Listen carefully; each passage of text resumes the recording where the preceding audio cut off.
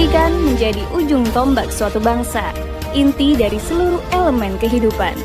Universitas Muhammadiyah Jember siap mengemban amanah untuk agama dan bangsa. We love Kampus Biru.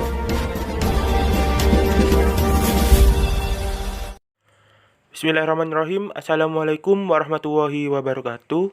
Salam olahraga. Di sini perkenalkan, nama saya Muhammad Fahrian Jaya Cipta, NIM 201028. Saya dari Prodi Olahraga, Fakultas FKIP, Universitas Muhammadiyah Jember.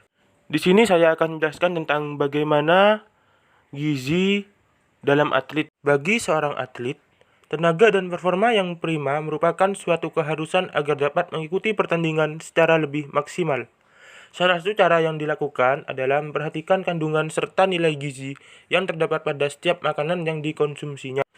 Beberapa gizi yang diperlukan atlet yaitu yang pertama ada karbohidrat, protein, lemak, dan ion.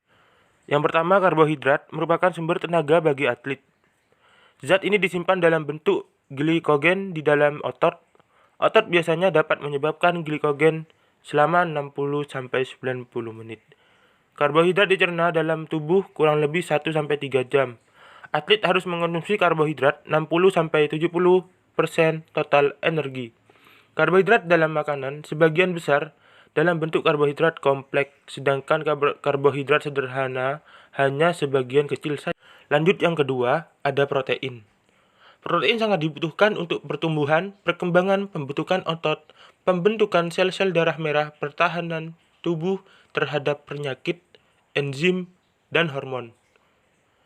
Jaringan-jaringan badan lainnya, protein dicerna menjadi asam-asam amino yang kemudian dibentuk protein tubuh di dalam otot dan jaringan lain. Protein dapat berfungsi sebagai sumber energi apabila karbohidrat yang dikonsumsi tidak mencukupi seperti pada waktu latihan fisik intens. Lanjut, yang ketiga ada lemak. Lemak juga dibutuhkan sebagai sumber energi yang berjangka waktu lama.